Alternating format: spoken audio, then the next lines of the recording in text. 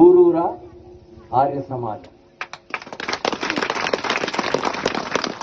మనము మన జాతిని మళ్ళీ పునరుద్ధరించుకోవాలనంటే ఇది చాలా అవసరం. అగ్నిహోత్రం మనకి సింబల్ లాంటిది. దయానంద మహర్షి మర్చిపోయిన అగ్నిహోత్ర కార్యక్రమాన్ని, యజ్ఞ కార్యక్రమాన్ని మనకి మళ్ళీ పునరుద్ధరించి మనకి ఆవిష్కరించారు.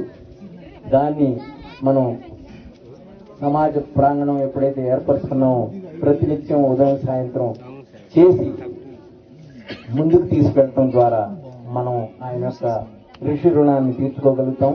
అలాగే మనం కూడా ముందుకి అభివృద్ధిని సాధించగలుగుతాం. ముఖ్యంగా దయానంద మహర్షి ఈ ఆర్య సమాజాన్ని 1875లో స్థాపించి ఇప్పుడు మనకి 150 సంవత్సరాలైంది. 150 సంవత్సరాలైనా కూడా ఇప్పుడు ఆచార్య మనుదేవ్ గారు మీతోట యజ్ఞ కార్యక్రమం చేయించారు.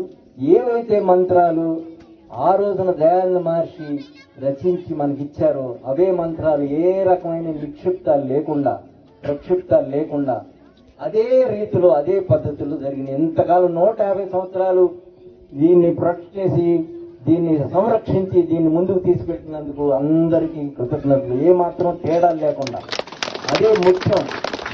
మన భగవద్గీతని, మన రామాయణాన్ని, మన భారతాన్ని అన్నింటినీ కలుషితం చేసేశారు.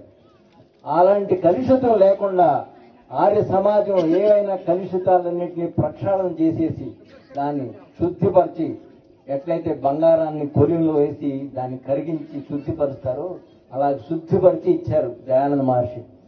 అలాగే శుద్ధంగా 150 సంవత్సరాలు పరిరక్షించినందుకు ఈ సాధు సంతులందరికీ, తర్వాత బ్రహ్మచారులకి అందరికీ, ఆర్య సమాజకి అందరికీ నమస్కారాలు.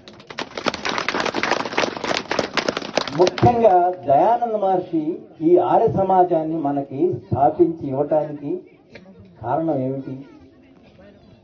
ఆయన